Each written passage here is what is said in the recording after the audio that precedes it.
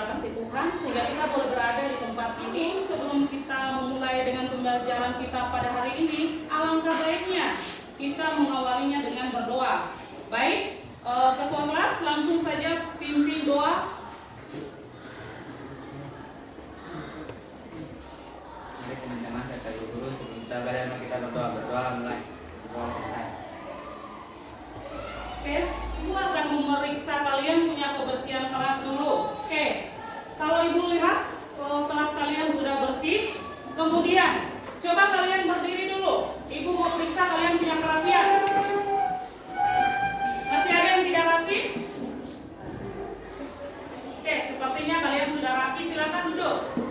Nah, Ibu akan mengabsen. Adakah yang hari ini tidak masuk? Semuanya masuk. Oke, puji Tuhan, berarti semuanya sehat dan semuanya tetap semangat dan kita akan memulai dengan pembelajaran kita di pagi hari ini. Tetapi sebelum itu kita melakukan ice breaking atau pemanasan dulu, biar kita tambah semangat untuk belajar. Langsung saja ketua kelas mengambil alih untuk memimpin ice breaking di pagi hari ini. Silakan ketua kelas. Religius, nasionalis, mandiri, gotong royong, integritas. Oke, ketua kelas silakan kembali ke tempat duduknya dan anak-anakku silakan duduk kembali. Oke, baik, sebelum kita memulai dengan pembelajaran, kita menyanyi dulu lagu dari Sabang sampai Merauke. Semuanya berdiri, biar ibu yang pimpin saja. Oke. Dari Sabang sampai Merauke berjajar Pulau-pulau, sambung menyambung menjadi satu, itulah Indonesia.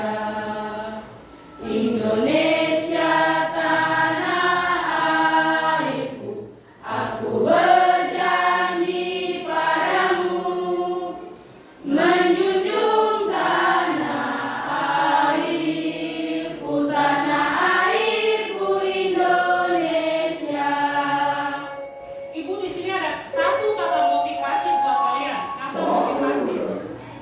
Pendidikan bisa mengubah dunia. Jadi di sini pendidikan merupakan senjata paling ampuh. Dengan belajar kalian bisa mengubah dunia. Artinya kalian bisa mencapai cita-cita yang kalian inginkan. Itu ibu punya kata motivasi buat kalian. Jadi kita tetap semangat ya.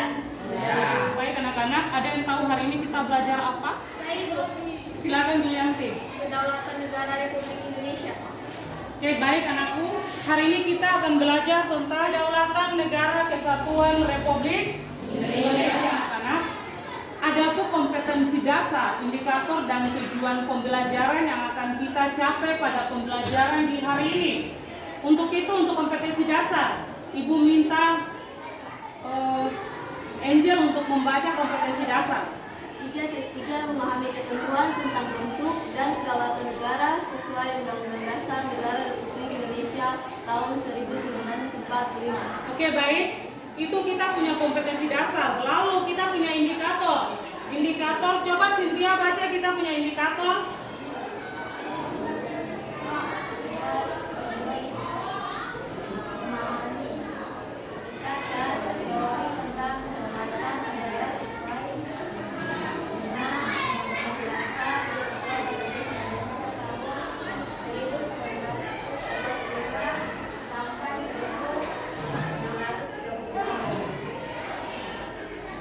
Oke, baik, itu kita punya indikator. Lalu Ibu akan menjelaskan tujuan pembelajaran.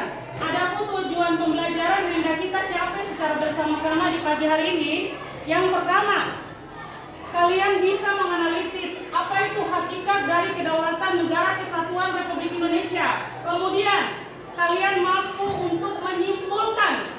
Kalian menyimpulkan kedaulatan sesuai dengan Undang-Undang Dasar 1945. Ini kita punya kompetensi dasar, indikator, dan tujuan pembelajaran. Baik, materi kita hari ini tentang teori kedaulatan. Kalau begitu Ibu, makanya ada yang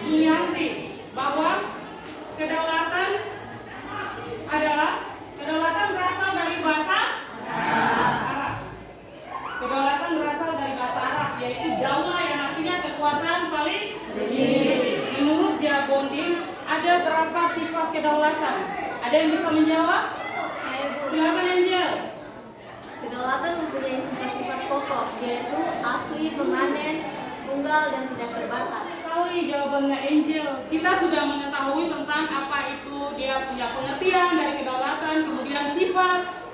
Sekarang kita akan beranjak kepada teori. Maka ibu mau bertanya, ada yang tahu ada berapa teori dalam kedaulatan? Silakan Dina. Teori kedaulatan Tuhan, teori kedaulatan negara, teori kedaulatan raja, dengan teori kedaulatan rakyat, dan teori kedaulatan hukum. Oke, luar biasa sekali jawaban dari Dina. Kedaulatan dia terbagi menjadi 5 yang tadi dijawab oleh Dina. Yang pertama adalah kedaulatan Tuhan, raja, negara, hukum, dan rakyat. Setiap teori ini tentu dia mempunyai pelopor atau yang menemukan, paling tepatnya adalah yang menemukan teori ini. Dan teori ini tuh dia berguna bagi kita, kedaulatan Tuhan. Artinya bahwa kalian pasti tahu bahwa kekuasaan tertinggi itu cuma berasal dari Tuhan. Karena apa? Tuhan yang menciptakan kita. Kemudian kita punya nafas juga diberikan oleh Tuhan. Kadang-kadang di depan ini ada gambar, sebuah gambar tentang kedaulatan rakyat. Artinya bahwa kekuasaan tertinggi berada di tangan rakyat. Jadi dari analisis gambar tersebut, yang kalian amati, ada yang bisa menganalisis gambar tersebut? Silakan Imelda. Dari gambar yang saya amati bahwa salah satu contoh kedaulatan rakyat adalah proses pemilihan umum yang dilakukan untuk memilih pemimpin negara hingga daerah. Selain itu, kedaulatan rakyat juga dapat mewujudkan dengan memberikan ruang demokrasi langsung kepada rakyat untuk menyuarakan pendapat dan hak-haknya. Oke, kita berikan aplaus dulu. Baik, jawaban yang luar biasa dari teman kalian, Cynthia dan Imelda, bahwa kita ini menganut asas demokrasi. Demokrasi berarti dari rakyat, oleh rakyat, dan untuk rakyat. Nah, silakan kalian menyimak video singkat tentang teori kedaulatan rakyat. Nah, di video ini juga kalian akan melihat bagaimana caranya mereka mengambil sebuah voting atau pengambilan suara. Siapa suara terbanyak yang dia akan menjadi pimpinan pemimpin atau kepala negara.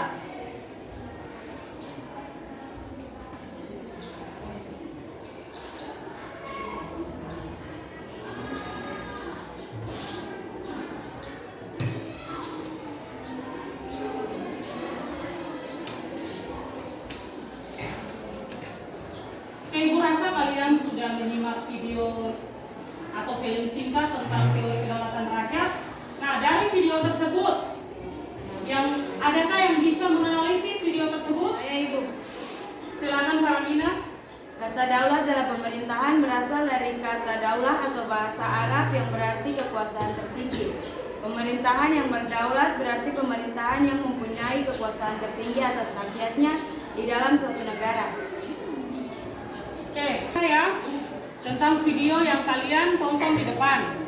Baik, video tersebut sebenarnya dia menjelaskan kembali apa itu pengertian kedaulatan. Baik anak-anakku sekalian, saatnya kita akan diskusi kelompok.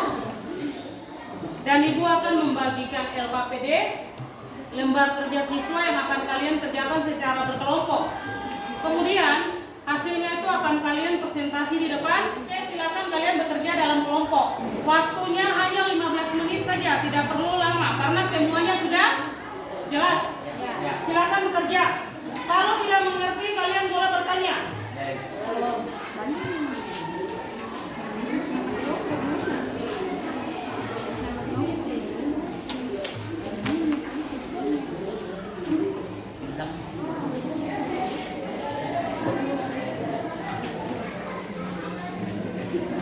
Apakah kalian mengalami kendala dalam mengerjakan LKPD? Tidak. Semua sudah paham? Sudah. Oke, kalau sudah paham berarti waktunya 5 menit lagi. Waktunya 5 menit lagi. Kemudian itu nanti Ibu akan minta perwakilan kelompok saja untuk mempresentasikan hasil.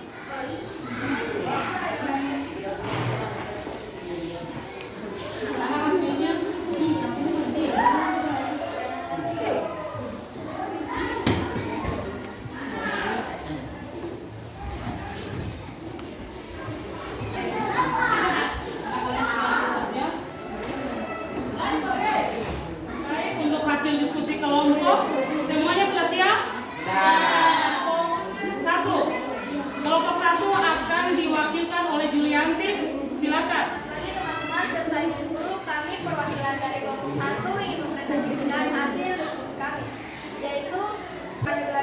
Indonesia. Yang berasal dari bahasa Arab yaitu Allah yang pengertian kedaulatan itu sendiri adalah kekuasaan yang tinggi untuk membuat undang-undang dan melaksanakan dengan cara secara industrial. Selanjutnya, perbandingan teori kedaulatan. Satu, teori kedaulatan Tuhan. Teori ini mengajarkan bahwa negara dan pemerintah mendapat kekuasaan tertinggi dari Tuhan sebagai asal segala sesuatu. Pelopor ini Thomasina Hegel, F.J. Stahl. Negara atau kelompok penganut. Satu, Mesir kuno. Dua, Kekaisaran Jepang. Tiga, raja-raja Jawa. Sekian dari presentasi kami. Terima kasih. Oke, kita berikan aplaus dulu.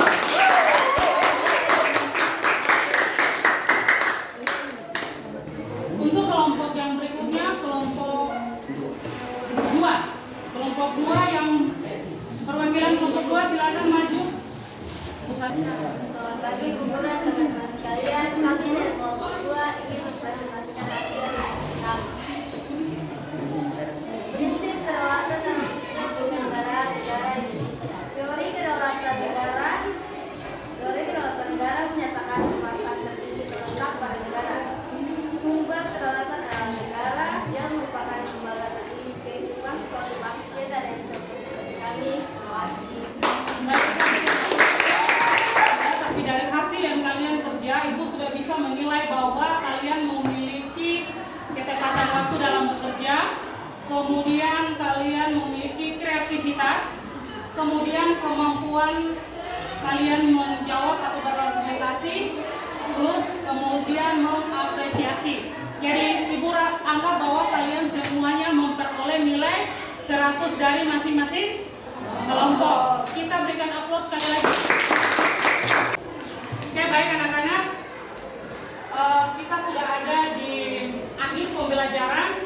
Sebelum kita mengakhiri pembelajaran kita akan sedikit merefleksi pembelajaran. Apa saja yang kalian pelajari hari ini?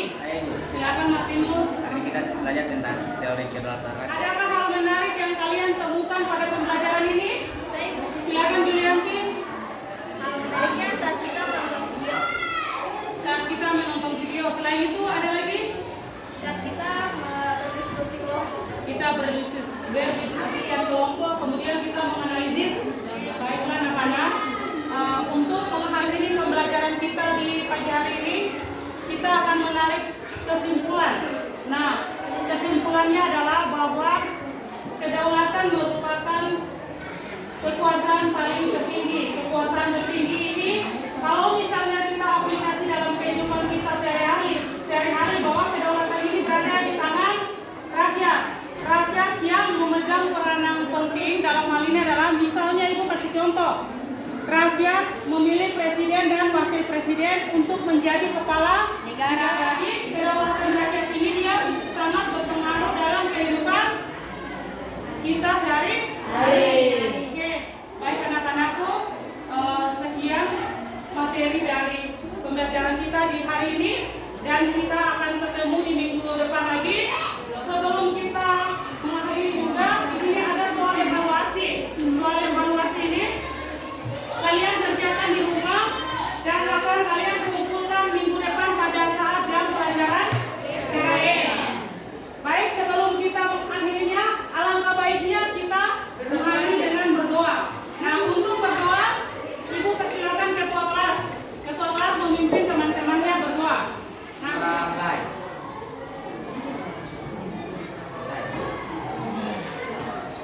baik, sekian dan terima kasih. Sampai ketemu di pembelajaran berikutnya. Salam kepada Ibu Guru. Selamat